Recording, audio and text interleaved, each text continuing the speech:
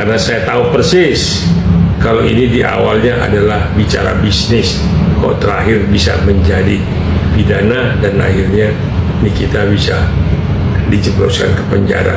Apakah bangga Reza Gladys dengan begitu? Nah, mudah-mudahan dengan PK ini Nikita bebas, harus bebas. Kita semua rakyat Indonesia ingin dan akan mendoakan kebebasan Nikita untuk kembali lagi di tengah-tengah masyarakat dan bisa menghibur masyarakat lagi. Ini kan public figure, banyak idenya untuk bagaimana dia menghibur masyarakat. Rakyat Indonesia, netizen rindu pada Nikita.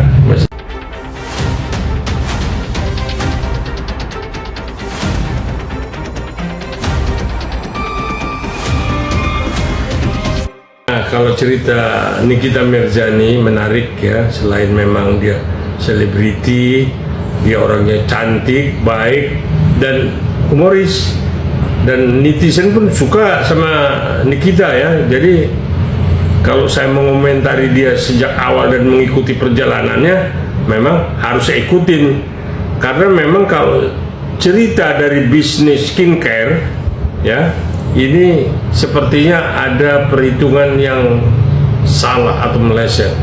Karena tempo hari ada kesepakatan Reza Gladys memberikan 4 miliar dildo 4 miliar kepada Nikita. Nah, lalu ditransferlah 2 miliar kepada Mail. Nah, 2 miliar lagi itu belum, tetapi akhirnya kok dilaporkan Nikita ke Polda. Nah, di Polda seperti apa ya kita nggak tahu lah, ada oknum atau tidak ya, tetapi akhirnya ini naik, akhirnya dilimpahkan ke Kejaksaan Kejari Jakarta Selatan atau ke Kejati kali, itulah artinya ke Kejaksaan lah ya, P21 tahap 2-nya. Dan dia ditahan. Nah, ketika dia ditahan di Polda, dia ditahan di Rutan, nah akhirnya netizen juga banyak yang marah ya, karena ini kita ini berjasa loh, bukan nggak berjasa. Kalau mau nanya ke Pak Dudung, dia juga membantu Pak Dudung ketika tempo hari kita ribut ya, bukan kita lah ya, artinya Kodam itu menertibkan baliho-balihonya si Rizik. Nah, jadi ada komentar juga dari si Nikita terhadap gayanya Rizik yang memang mengganggu Kamtipmas. Nah, disitulah Pak Dudung mendapat support karena banyak masyarakat yang mendukung tindakan Pak Dudung sebagai waktu itu Pangdam gitu. Nah, akhirnya si Rizik redup. Nah, ini kok si Nikita tetap aja dia bergulir di pengadilan, kok tidak ada yang membantu kan begitu ya. Tapi dia memang tidak perlu bantuan dan dia mampu menghadirkan lawyernya, walaupun memang agak sengit ya, karena berargumentasi, agak berdebat dan agak ribut juga di pengadilan ya. Ini kita juga berontak kalau saya bilang, tapi itu haknya, boleh ya, sepanjang memang dia tidak naik di atas meja.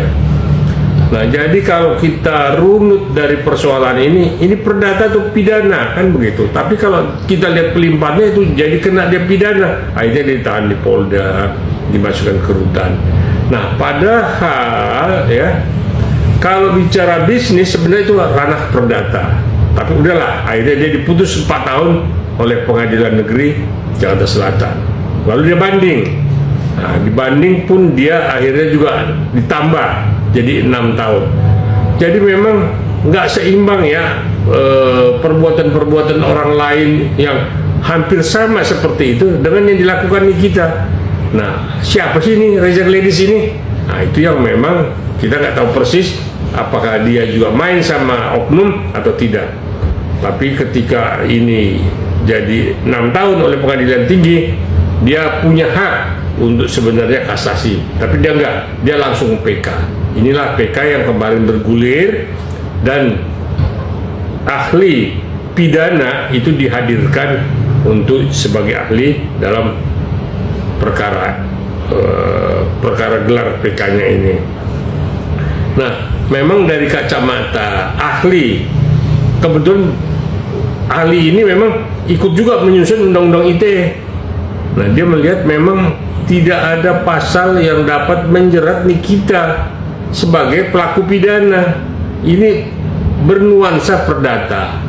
Nah, mudah-mudahan doa saya, doa juga netizen masyarakat Indonesia yang masih simpatik ya dengan Nikita ya, begitu sabar, begitu tabah, walaupun cobaan begitu besar, tapi dia hadapi semua.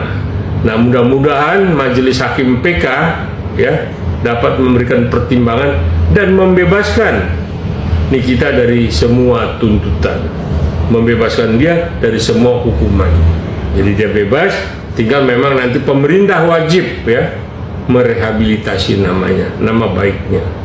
Itu saya pikir inti dari kehadiran ahli di dalam gelar peninjauan kembali yang diminta oleh Nikita. Jadi gini, ini kan media lebih banyak tahu daripada saya. Sebenarnya memang hakim di Republik ini mana ada yang beres ya. Semua ada hitung-hitungannya. Ini kan kalau kita bilang mafia peradilan, ya beginilah. Artinya ada jual beli pasar. Nah, ini oknumnya siapa? Ini kan semua ada brokernya. Di pengadilan itu banyak loh broker, bukan yang enggak loh. Lah saya sebagai lawyer pun juga bukan pernah berkali-kali ditawarkan untuk bisa memang mau enggak. Saya ngomong ke dalam, dia bilang, waduh. Nah, inilah yang memang mafia peradilan, mafia hukum ya, terus bergentayangan ya, tidak bisa kita musnahkan selama memang ya hukum itu belum menjadikan panglima. Jadi kalau hukum itu masih bisa diperjualbelikan dan penjual dan pembelinya juga mendapat teguran atau hukuman ringan, maka ya selama itu berapa puluh tahun ke depan pun akan begitu, kecuali memang ada hukuman yang setimpal untuk membuat hakim-hakim ini jera, calo-calo ini juga jera. Jadi hukum berjalan sesuai dengan KUHP. Ini kan enggak KUHP karena uang habis perkara. Nah, ini yang jadi momok di Republik ini. Yang nggak punya duit udahlah, jangan berproses di pengadilan, mending damai. Karena Anda nanti melapor 1 juta, akhirnya Anda nanti kehabisan 3 juta. Nah, inilah yang udah jadi moto. Lebih baik kita RJ. Ini sekarang dengan undang-undang baru enak nih, bisa RJ sekalipun memang nanti ada kerja paksa ya, ada ya, artinya banyaklah keringanan-keringanannya. Kalau enggak, waduh, penjara kita penuh, kapasitas 8.000, isi 80.000, nggak bisa tidurnya duduk. Nah, ini yang mesti memang pemerintah membenahi, nggak main-main lagi. Gajinya, tunjangan segala macam udah dinaikin 280% oleh Pak Presiden tiap hari. Kejaksaan pun begitu dinaikin, cuman tetap aja nggak bisa lihat duit. Kalau lihat duit matanya gelap, urusan belakangan. Itu saya pikir intinya. Bang, kan kalau kita mengikuti jalannya persidangan gitu ya, sepertinya hakim mengabaikan fakta-fakta di persidangan nih Bang. Seperti nanti dulu ini kalau kita melihat persidangan, seolah-olah persidangan itu benar-benar bersih. Ya, jaksa dengan tuntutannya, majelis hakim dengan putusannya, dengan pertimbangan segala macam, dan selalu membaca demi keadilan dan demi ketuhanan yang Maha Esa, seolah-olah wakil Tuhan, tapi nggak tahu penjahat semua. Jadi udah nggak aneh kita kalau kita bilang seolah-olah benar-benar ini serius gitu. Nggak ada semua dagelan yang kita lihat lah. Janganlah berperkara lah. Nah, itulah makanya saya bilang ini kan dari bicara bisnis, ternyata di skincare-nya itu merkurinya itu tinggi. Nah, makanya ada deal, udahlah jangan diributin ya. Ini bisnis dibilang.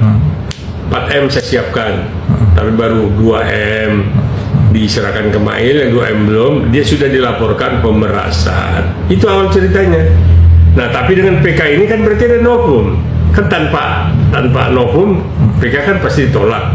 Nah, ini ada novum, ternyata novumnya diterima. Nah, berarti ada angin segar untuk Nikita ya. Tenang aja, semua kita mendoakan Nikita. Mudah-mudahan Anda bisa dibebaskan. Jadi kalau lihat sepak terjangnya Nikita, kedudukannya dia sebagai selebriti, dia seharusnya tidak harus dipenjara. Ya, bisa di-RJ-kan, bisa diselesaikan ya dengan damai. Karena saya tahu persis kalau ini di awalnya adalah bicara bisnis, kok terakhir bisa menjadi pidana dan akhirnya Nikita bisa dijebloskan ke penjara. Apakah bangga Reza Gladys dengan begitu? Nah, mudah-mudahan dengan PK ini Nikita bebas.